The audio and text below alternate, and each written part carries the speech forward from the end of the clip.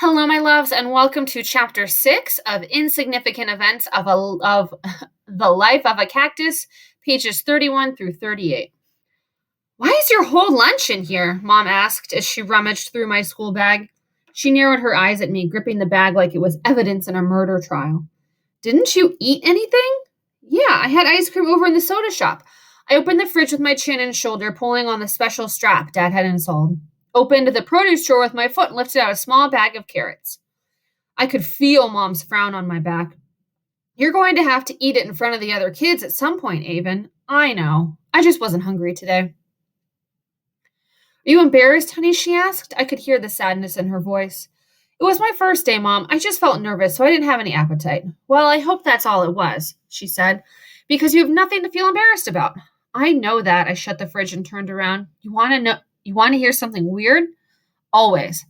Henry in the soda shop kept telling me I love tarantulas. Well, do you? She asked. I laughed. I don't know. Why would he tell me that? He has dementia, sweetheart. He doesn't think clearly anymore. Who knows what might have been going through his mind when he said that? He just really seemed to think I was someone who would like tarantulas, I guess. He also gave me vanilla today. Yuck. Mom sighed. I know. Dad and I don't have the heart to replace him, though. He's worked here for 60 years. How could we do that? No, that would be awful, I agreed. I can learn to like vanilla. Mom smiled at me. Oh, I almost forgot, she said. I have a surprise for you.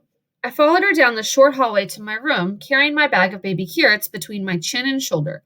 The apartment had only 2 little bedrooms, 1 bathroom and a living area, and a kitchen, a lot smaller than our house in Kansas. Ta-da, she announced as we entered my tiny room. Wow, I said, sitting down in front of the new computer she had set up at my desk. Dad and I thought you could use a new one. And we found a keyboard with extra large keys for preschoolers. Might be easier to use than our keyboard. I slipped my feet out of my flats and tapped my toes on the keys. Yeah, I think this will work great. Thanks, Mom. I hit the power button with my toes and waited for it to start up. One more thing, Mom said. She told me in a dress to type.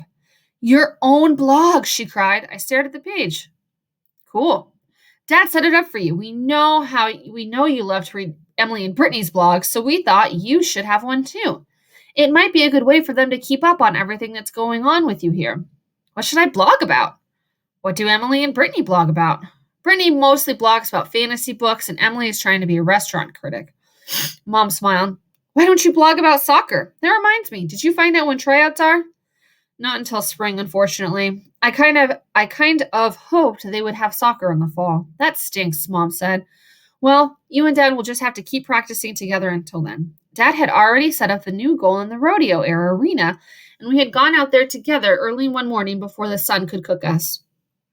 Despite the ball getting all dusty while we played, it had been kind of fun.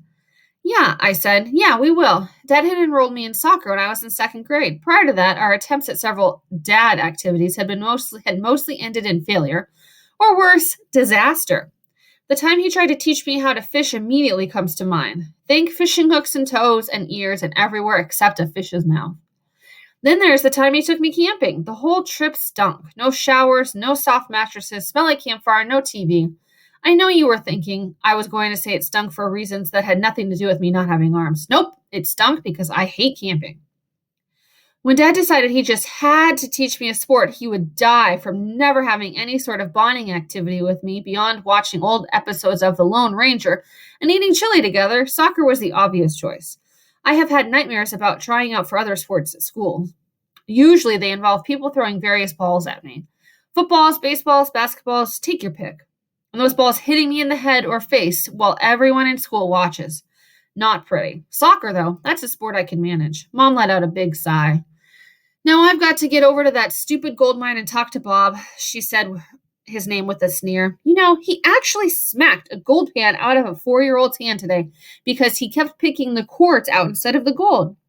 Dad had to give the whole family free ice cream and t-shirts. She threw up her hands in exasperation. He's pretty awful, I said. Any day now, I expect to hit a toddler over the head with one of those pans, and you'll have to give the family a whole lot more than ice cream and t-shirts. Her eyes grew huge with alarm, like I was Madame Myrtle and had just foretold the actual future. I giggled as she stormed out of my room, having sufficiently worked herself up to lay into Bob, mumbling something about how he better get his butt in line or she'd be putting her foot in it. I was happy Mom was working with Dad at the park. She seemed to enjoy it, and I would give her something to do while I was at school during the day. I turned and stared at my screen. I typed my first blog post. School sucks, and it's hotter outside than a dishwasher's steam cycle, but much less steamy, and it doesn't smell like soap. At least my arms aren't hot, though. Haha. Yeah, that's because I don't have any. I posted it and nodded at the screen with satisfaction. Then I sat on my bed and munched on the carrots while I worked on my homework. My teachers had all been nice enough, but I didn't want them giving me special treatment. I could tell they all wanted to. The worst had been when Mr. Jeffries, my art teacher, had asked the classroom if someone would pair up with me to help me get my paints ready. I couldn't have felt more on the spot than if he'd asked me to tap dance while balancing the paints on my head. I told him I didn't need help and I could get my paints ready myself. The whole class had watched me the entire time, trying to pretend they weren't watching as I collected my supplies and arranged them in my workplace space.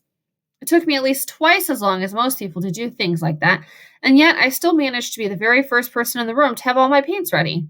I guess the other kids had been too busy observing. I tried not to let it get to me. I reminded myself throughout the day that curiosity was normal. I shouldn't let it bother me. I missed my friends back home. No one treated me like I was different in Kansas. Of course, I'd had to deal with the usual stares when I'd go out places, but never at school. I especially missed Emily. I wish we were sitting on my bed together, working on our homework, listening to some terrible pop song Emily loved, giggling about something stupid. But it was just me. I sighed and wrote out a math problem, nimbly holding the pencil between my toes. I love math. After all, it was just problem solving. From the time I was little, my parents had trained me to be an extreme problem solver, like a problem-solving ninja. Even when it took me over an hour to get a bathing suit on once when I was 8, they still hadn't done it for me. And I never had any trouble getting my bathing suit on again. They were determined I would grow up to be a totally self-sufficient problem-solving expert. I only wish I could solve the problem of how to make friends in a sea of kids who thought I was a freak.